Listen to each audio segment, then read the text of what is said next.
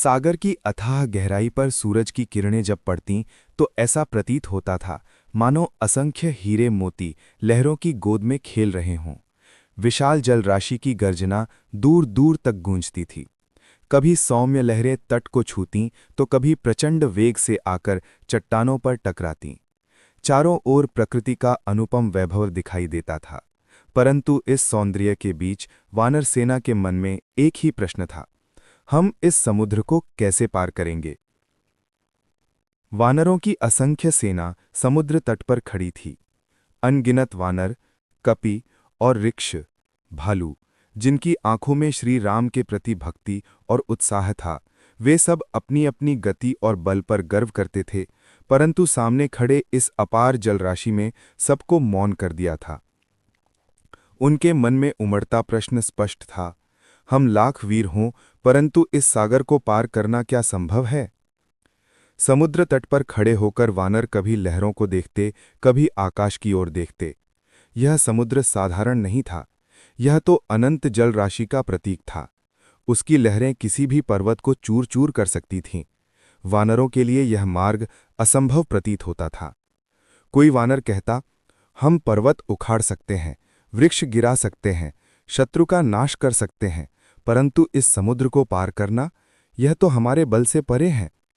दूसरा वानर हंसकर उत्तर देता, क्यों भय करते हो, जब हमारे साथ स्वयं रघुनाथ हैं तो यह सागर क्या है। उनकी कृपा से पर्वत भी डगमगा जाते हैं, नदियां सूख जाती हैं, सागर भी राम नाम से शांत हो जाएगा। फिर भी उनके हृदय की गहराई में एक संशय था। वे समझते थे कि यह केवल श्री राम का ही कार्य है, वही इस असंभव को संभव करेंगे। श्री राम समुद्र तट पर ध्यानमग्न खड़े थे। उनकी आंखों में करुणा और दृढ़ता दोनों का संगम था। वे जानते थे कि इस समुद्र को बिना किसी उपाय के पार करना कठिन है।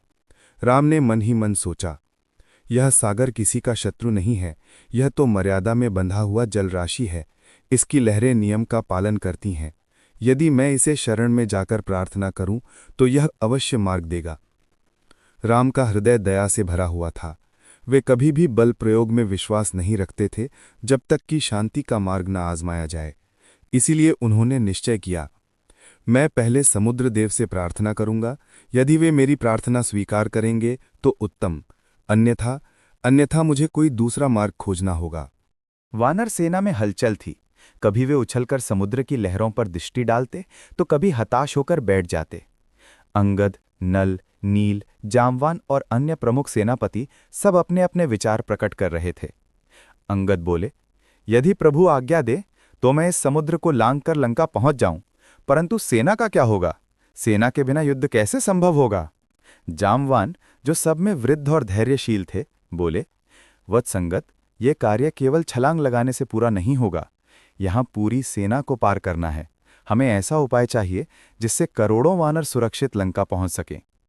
वानरों की ये व्याकुलता देखकर श्रीराम मौन रहे। वे मन ही मन समुद्र देव से संवाद कर रहे थे। राम ने समुद्र तट पर आसन बिछाया। वे कुशा लेकर बैठे और मौन उपवास का व्रत किया। उनकी आंखें बंद थीं, वे गहन ध्यान में डूब गए। लक्ष्मण ने चिंता से पूछा, भैया, आप उपवास क्यों धारण कर रहे हैं। राम ने धीरे से उत्तर दिया, हे लक्ष्मण, मैं समुद्र देव की प्रार्थना करूंगा। यदि वे हमारी प्रार्थना स्वीकार करेंगे तो पथ मिल जाएगा। धर्म का यही मार्ग है, पहले विनय फिर प्रयास। राम के इस व्रत को देखकर पूरी वानर सेना स्तब्ध रह गई। वे सब राम की ओर देख रहे थे। उनके मुखमंडल पर तेज, नेत्रों में करुणा और वाणी में दृढ़ता थी। ऐसा लगता था मानो स्वयं धर्मराज किसी यज्ञ के लिए बैठे हों। धीरे धीरे सूर्य अस्त होने लगा। आकाश में चंद्रमा का उदय हुआ। श्वेत किरणें समुद्र की लहरों पर पड़ रही थीं। ऐसा प्रतीत होता था मानो चांदी की चादर बिछ गई हो। राम समुद्र तट पर ध्यानमग्न बैठे रहे। रात बीत गई, परंतु वे अडिग रहे। न कोई भोजन किया, न जल ग्रहण किया। उनके होठों पर केवल समुद्र देव मुझे मार्ग दो की मौन प्रार्थना थी। वानर सेना भी मौन हो गई।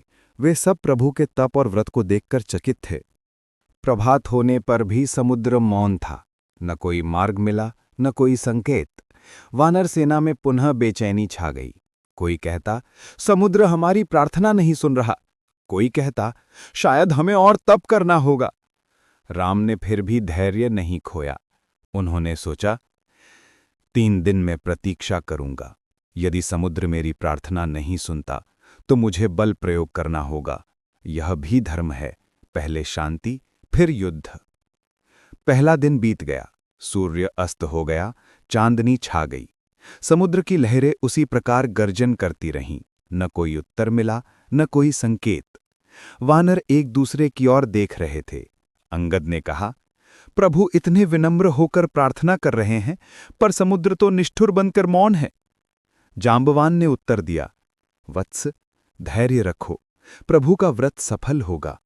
कभी कभी देवता देर से उत्तर देते हैं, पर देते अवश्य हैं। राम वहीं तपस्वी की भांति बैठे रहे। उन्होंने न अन्न ग्रहण किया, न जल। उनके होठों पर केवल समुद्रदेव का नाम था। दूसरे दिन का सूर्योदय हुआ। लहरें फिर उसी शक्ति से उठीं, पर कोई मार्ग न मिला। लक्ष्मण चिंतित होकर बोले, भैया, आप कल से निराहार बैठे हैं। यह कठोर तप शरीर के लिए घातक है। समुद्र क्यों निष्ठुर बना हुआ है? यदि वह हमारी प्रार्थना नहीं सुनता तो क्यों ना हम बल प्रयोग करें? राम ने शांत स्वर में कहा, लक्ष्मण, धर्म का मार्ग यही है कि पहले विनयपूर्वक प्रार्थना की जाए। यदि देवता भी हमारी प्रार्थना नहीं सुनते तो फिर बल का प्रयोग आवश्यक हो जाता है, परंतु अभी हमें धैर्य रखना चाहिए।